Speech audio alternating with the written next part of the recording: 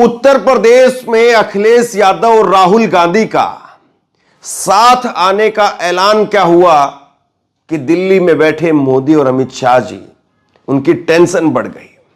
अखिलेश यादव ने खुद से बाकायदा ट्वीट करके इस बात की जानकारी दी, एक चिट्ठी पेश की कि मैं भारत जोड़ो न्याय यात्रा में राहुल गांधी के साथ चलूंगा, शामिल होऊंगा।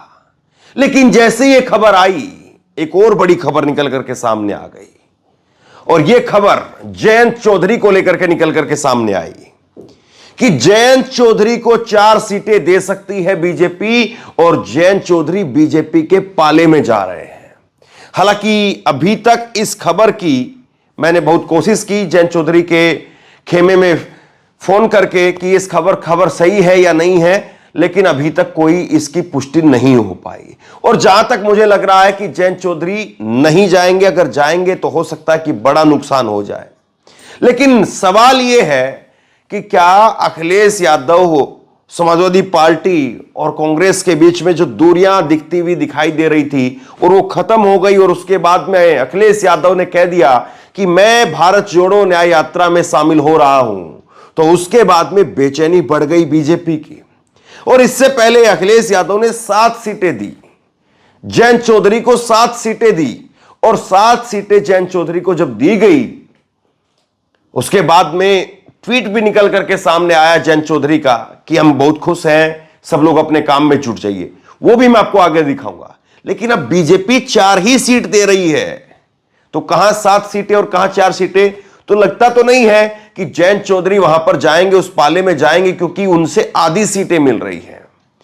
अब सवाल यह है कि अखिलेश यादव और राहुल गांधी जब एक साथ होंगे, एक साथ चलेंगे, एक साथ गाड़ी के अंदर होंगे, तो क्या माहौल होगा?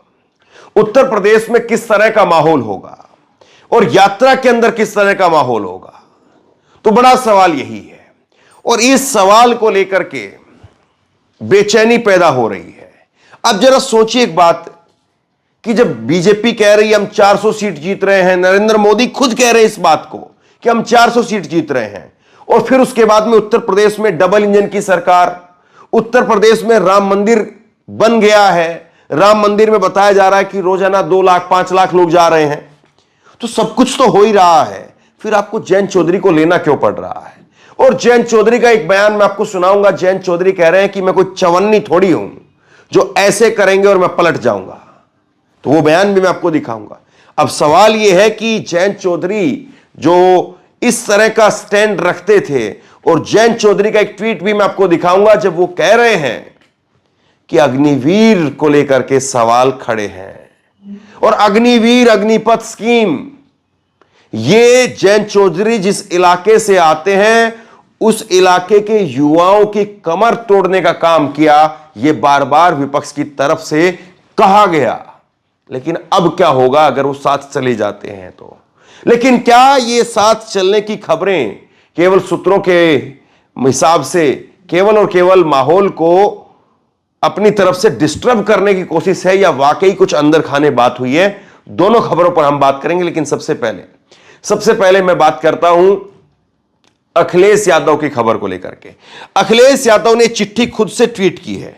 यह चिट्ठी देखिए आप, अखिलेश यादव ने खुद ये चिट्ठी ट्वीट की है कल, और इसमें लिखा है कि आदरणीय खड़गे जी।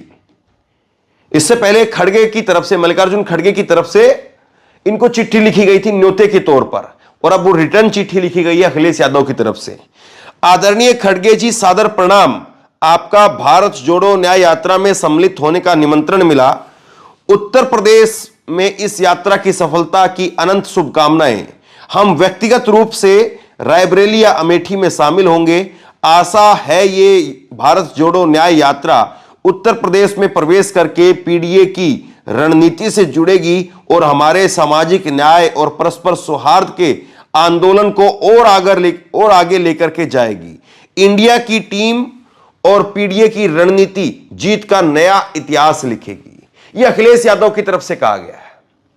उन्होंने कहा कि आपका लेटर मिला, आपकी चिट्ठी मिली, और उसके लिए आपका सादर धन्यवाद, सादर आभार, और मैं खुद व्यक्तिगत रूप से अमेठी में, रायबरेली में इस यात्रा में सम्मिलित होऊंगा। मैं जरा पहले आपको खड़गे जी का वो लेटर आप या वो खबर दिखा देता हूं। ये आप खबर देखिए 6 फरवरी की, कल की ही ANI ने इसको ट्वीट भी किया था बाकायदा। कांग्रेस अध्यक्ष मल्लिकार्जुन खड़गे ने समाजवादी पार्टी के प्रमुख अखिलेश यादव को 16 फरवरी को राहुल गांधी की भारत जोड़ो न्याय यात्रा के उत्तर प्रदेश पहुंचने पर उसमें शामिल होने के लिए पत्र भेजा। कांग्रेस अध्यक्ष मल्लिकार्जुन खड़गे ने 16 फरवरी को चंदौली के सैयद राजा स्थित इंटरनेशनल कॉलेज में, माफ कीजिए, नेशनल इंटर कॉलेज में आयोजित होने वाली जनसभा में शामिल होने के लिए अखिलेश यादव को आमंत्रित किया। तो दोनों चीजों के लिए मल्लिकार्जुन खड़गे की तरफ से निमंत्रण भेजा गया कि आप यात्रा में भी शामिल हुई और उसके बाद में बड़ी जनसभा हम करेंगे, और उस जनसभा के अंदर चंदौली के अंदर एक बड़ी जनसभा होनी है, बड़ी रैली होनी है, उस रैली में भी शामिल हुई है। तो अखिलेश यादव की तरफ से कहा गया कि आपको बहुत बहुत शुभकामनाएं, और हम उम्मीद कर रहे हैं कि इंडिया गठबंधन की टीम और PDA की रणनीति इस बार उत्तर प्रदेश में लोकसभा चुनाव के अंदर इसके शानदार नतीजे रहेंगे, यह उनकी तरफ से कहा गया। और अब सवाल यह है कि क्या वाकई अखिलेश यादव और राहुल गांधी की जोड़ी बहुत कुछ जो है वो इसका असर रहेगा और बहुत कुछ जो है वो उत्तर प्रदेश की राजनीति में कर पाएगी, या जिस तरह से 2017 में एक बार हुआ था उसी तरह से मामला निपट जाएगा? सवाल ये भी है। एक बार सुनिए अनुराग, जो कि समाजवादी पार्टी के प्रवक्ता हैं, वो क्या कह रहे हैं। 16 फरवरी को जो भारत जोड़ो न्याय यात्रा उत्तर प्रदेश में कांग्रेस की आ रही है, अमेठी या रायबरेली में समाजवादी पार्टी के राष्ट्रीय अध्यक्ष उसमें शामिल होंगे। इंडिया प्लस PDA मिलकर भारतीय जनता पार्टी को हराएगा। PDA इंडिया जीतेगा, भारतीय जनता पार्टी हारेगी। समाजवादी पार्टी के प्रवक्ता अनुराग भदौरिया के द्वारा बिल्कुल साफ कर दिया गया। अखिलेश यादव की चिट्ठी आ गई आधिकारिक तौर पर, तो सब कुछ साफ हो चुका है। तो यानी ये मामला जो अभी तक लग रहा था कि अखिलेश यादव के साथ में गठबंधन रहेगा नहीं रहेगा, यहां पर जो है वो मामला खत्म तो नहीं हो जाएगा, टूट तो नहीं जाएगा, ऐसा तो नहीं हो जाएगा, वैसा तो नहीं हो जाएगा, अब सब कुछ एक पटरी पर आ गया है और अखिलेश यादव और कांग्रेस पार्टी का गठबंधन होने जा रहा है, इसमें कोई कहीं पर अब दो राय नहीं है। लेकिन अब सवाल क्या है? अब सवाल यह है कि जिस तरह से ये अखिलेश यादव और राहुल गांधी के बीच में जो अभी तक कहीं पर गैप दिखाई दे रहा था, वो गैप अगर खत्म हो गया तो क्या नया गैप तलाशने की तैयारी चल रही है। और उत्तर प्रदेश में, पश्चिमी उत्तर प्रदेश में, जिसमें खास तौर पर किसान आंदोलन का भी प्रभाव दिखा, पश्चिमी उत्तर प्रदेश से ही राकेश टिकैत आते हैं। राकेश टिकैत किसान आंदोलन के एक चेहरे के रूप में भी रहे और उसके बाद में चाहे महिला पहलवानों का प्रदर्शन रहा, जयंत चौधरी खुद महिला पहलवानों के प्रदर्शन में गए, किसान आंदोलन के अंदर बड़ी भूमिका उनकी रही। तो जयंत चौधरी क्या वाकई जाने वाले हैं? सवाल यह है। मैं आपको कुछ खबरें दिखाता हूं जो इस वक्त में चल रही हैं। ये आप देखिए, भारत समाचार ने इस खबर को कल शाम को, देर शाम को जो है इसको ट्वीट किया कि लखनऊ यूपी में बीजेपी और आरएलडी में गठबंधन संभव है। आरएलडी को 4 सीट की पेशकश की गई है। सूत्रों के हवाले से इस वक्त की बड़ी खबर बताई जा रही है। ये जयंत चौधरी के साथ में बीजेपी की डील पक्की हो गई है। बीजेपी ने 4 सीट का आरएलडी को ऑफर दिया है। यूपी लोकसभा की 4 सीट आरएलडी को दिया गया है। सूत्रों के हवाले से यह खबर है। कैराना, बागपत, मथुरा और अमरोहा, ये सीटें जो है वो 4 सीटें वो दी गई हैं जयंत चौधरी को। तो अब सवाल यह है कि जयंत चौधरी क्या वाकई इन सीटों के साथ में, और खास तौर पर सीटों की बात दूसरे नंबर पर आएगी, बीजेपी के साथ जाने के लिए तैयार हैं क्या? क्योंकि वो तस्वीर तो मैं आपको दिखा भी नहीं सकता हूं, वो तस्वीरें आपकी जहन में होंगी। किस तरह से लाठियां मारी गई थी, घेर करके जयंत चौधरी को लाठियां मारी गई थी, बहुत बुरी तरीके से। कम 20 पुलिस वालों ने लाठियां मारी थी जयंत चौधरी को और उनके साथ में मौजूद लोगों को। और जब जयंत चौधरी हाथरस के अंदर जा रहे थे, तो हाथरस में जब जयंत चौधरी जा रहे थे, उनके ऊपर, उनके समर्थकों के ऊपर 20 पुलिस वाले वहां पर घेर करके लाठियां मारते हैं। तो क्या उन लाठियों को भूल जाएंगे? और क्या भूल जाएंगे कि किस तरह से उनके पिता से बंगला खाली कराया गया था? और क्या भूल जाएंगे अपने इस बयान को कि चवन्नी नहीं हूं, इस तरह से करने से पलट जाऊंगा? जरा सुनिए जयंत चौधरी का यह बयान। जो आज आपसे उम्मीद कर रहे हैं, मुझसे उम्मीद कर रहे हैं, मैं कोई चवन्नी हूं जो ऐसे करके जो पलट जाऊंगा?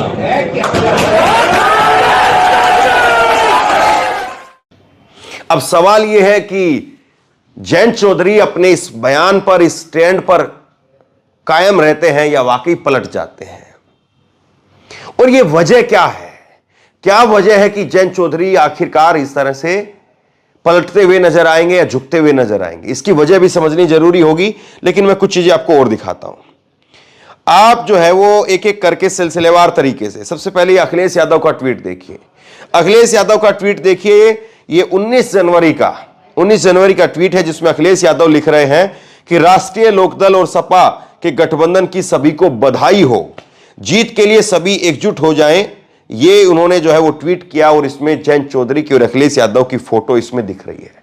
7 सीटें ऑफर की गई जयंत चौधरी को, और इसके बाद जयंत चौधरी का इस पर रिप्लाई आया, और तुरंत रिप्लाई आया। ये 3 बजे के आसपास 2:59 पर अखिलेश यादव की तरफ से ट्वीट किया गया था, और उसके तुरंत बाद 20 मिनट के अंदर 3:19 पर जयंत चौधरी का जो है वो ट्वीट आता है, और जयंत सिंह लिखते हैं कि राष्ट्रीय संवैधानिक मूल्यों की रक्षा के लिए सदैव तत्पर हमारे गठबंधन के सभी कार्यकर्ताओं से उम्मीद है कि अपने क्षेत्र के विकास और खुशहाली के लिए कदम मिलाकर के आगे बढ़ेंगे। तो यानी बात पक्की हो चुकी थी, बात पक्की हो गई है, और बात पक्की है भी, यह सवाल है। तो जयंत चौधरी की तरफ से ट्वीट किया गया, अखिलेश यादव की तरफ से ट्वीट किया गया, और माना गया कि सब कुछ ठीक है। लेकिन अब खबर यह है जो बेचैनी पैदा कर रही है इंडिया गठबंधन के अंदर, और मैं आपको कुछ ट्वीट दिखाना चाहूंगा। ये 12 दिसंबर का ट्वीट देखिए आप, जयंत सिंह का, जयंत चौधरी का एक ट्वीट है। किसान आंदोलन के शहीदों को कोटि कोटि नमन, खटकड़ टोल, जींद हरियाणा। तो बताया यह जाता है कि करीब 750 किसानों की शहादत हुई किसान आंदोलन के दौरान। 378 दिनों तक किसान दिल्ली की ड्योढ़ी पर बैठे रहे। तो जयंत चौधरी को बीजेपी उस वक्त क्यों नहीं अपने पास ला पाई, और जयंत चौधरी जो बात कह रहे थे उस वक्त बीजेपी क्यों नहीं सुन पाई? क्यों 750 किसानों की शहादत हो गई? क्यों 378 दिनों तक किसानों को सर्दी में, गर्मी में, धूप में, बारिश में, तूफान में, आंधी में बैठना पड़ा? और फिर किसानों के ऊपर किस किस तरह से जो है वो वहां पर अत्याचार हुए, लाठियां भाजी गई, सर फोड़े गए, और उसके बाद में भी लगातार किसान आंदोलन चलता रहा। और अब किसान आंदोलन दोबारा से शुरू हो रहा है 13 फरवरी से। तो जयंत चौधरी का इस पर रुख क्या रहेगा? क्या जयंत चौधरी किसान आंदोलन में किसानों के साथ रहेंगे या बीजेपी के साथ चले जाएंगे? यह बस सवाल है। और इसके बाद में क्या बीजेपी ने उन 750 किसानों को शहीद का दर्जा दिया, कोई मुआवजा दिया? बीजेपी ने तो सदन में खड़े होकर के, संसद में खड़े होकर के बीजेपी के नेताओं ने कह दिया कि हमारे पास में कोई आंकड़ा ही नहीं है कि कितने किसान शहीद हुए हैं या कितने किसान मरे हैं। और फिर उसके बाद में मैं उन चीजों पर तो जाना ही नहीं चाह रहा हूं कि किस किस बीजेपी के नेता ने आतंकवादी फला फला फला फला जो है वो किसानों को कहा।